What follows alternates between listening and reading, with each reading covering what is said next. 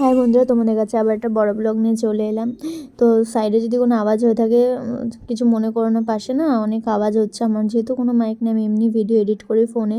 তো দেখো, তোমাদেরকে বারবার বলছি, আমি কিন্তু ভিডিওটা শখে আমি করি। আমার আমার মানে কি বলবো, হয়তো আমি এডিট ভালো করতে পারি না, কিছু করতে পারি না। তো প্লিজ তোমরা ক্ষমা করে দিও, যদি কোনো ভুল ত্রুটি হয়ে থাকে আমাকে জানিও। আমি প্রত্যেকটা ভিডিওতেই বলি।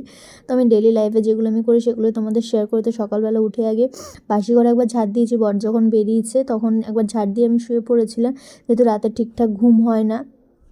তো সমস্ত কিছু ঝাটফাট দিয়ে তানভীকে রেডি করে সকালে দাদুর সাথে পাঠিয়ে দিয়েছি রোদ পোয়াতে। তারপর আমি এদিকে আমার খাবারটা করে নিচ্ছি, খেয়ে দিয়ে তানভীকে স্নান করাবো।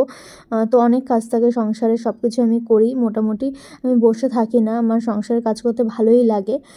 আমি ছোটোবেলা থেকে খুব সংসারই জানি না, আমার মা আমাকে বলেছে যে, এবার আমি নিজে যতদূর জানি আমিও ঠিক সংসারই বলতে পারো, কোথাও বেরোতাম না, সবসময় ঘরে থাকতাম। আর আমার রান্না করতে খুব ভালো লাগে, বিভিন্ন রকম রান্না আমি নিজে নিজে তৈরি করার মানে নিজের মন মতো করি, দেখি ভালোই হয় খেতে, সবাই খুব ভালোও বলে। তো এই দেখো, আমি খেয়ে দিয়ে তানভীকে স্নান করানোর জন্য রেডি করে নেবো। তো সব কিছু রেডি করে ওকে আমার স্নান করানো হয়ে গেছে, ওকে দাদুর কাছে বসিয়ে দিয়ে আমি এদিকে সব কিছু সবজিগুলো ধুয়ে নিচ্ছি, যেগুলো রান্না করব। তো আজকে পাঁচমিশালি একটা তরকারি করব আর চিকেন করব, বেশি কিছু করব না। তো সব কিছু ধুয়ে রেখে দিলাম। তারপরে তানভীর ঝিনুক বাটিটাও ছিল, সেটা আমি ধুয়ে রেখে দেবো, ওকে পরে আবার খাওয়াবো। ও হয়তো ঘুমিয়ে পড়েছে কিনা আমি জানি না। একবার খাইয়ে দিয়েছি, দাদুর সাথে টিভি দেখছিল পাশের ঘরে। তো ওকে একবার কি দেখে আসবে যে ও কী করছে। তো এই আমার ভিডিও মানে এই যে দেখো, আমি তো বাইরে যাই না, আমি তানভীকে পুরো সময়টাই দেওয়ার চেষ্টা করি, ওর পাশাপাশি থাকি। খুব দরকার না হলে আমি বাইরে বেরোই না, ওই জন্য ভিডিও আমি করতে পারি না, বা ঘরেই যা যা করি সেটাই তোমাদেরকে শেয়ার করি। যদি আমার ভিডিও ভালো লাগে তোমরা আমাকে কমেন্ট করো, মানে খারাপ লাগলেও কমেন্ট করো। যে কোনো কিছু ভুল হয়েছে কিনা, আমি চেষ্টা করব ভালো করে ভিডিও দেওয়ার।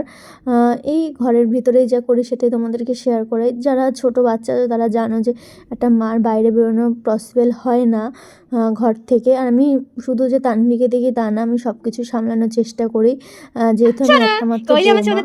তো আমার অনেক দায়িত্ব, তাই না? দেখো, তানভী ঘুমোয়নি, ও দাদুর সাথে বসে খেলছে। ঠিক ক্যামেরা দেখে নিয়েছে, ক্যামেরা দেখলেও একটু হাসি দিয়ে দিল।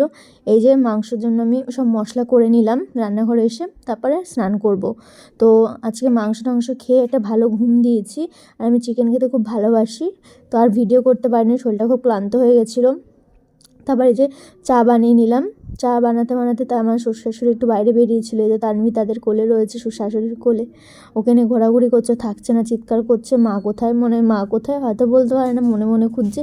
তো শাশুড়ি একবার ঘুরিয়ে নিয়ে গেল আমার কাছ থেকে। ও আসলে সবাইকে দরকার, ও মানে ও মা বাবা দাদু ঠাকুমা সবার সাথে থাকবে। তো দেখো, বারান্দায় সোজা চা নিয়ে চলে গেলাম। আজকে ভিডিওটা ভালো লাগলে লাইক কমেন্ট সাবস্ক্রাইব করে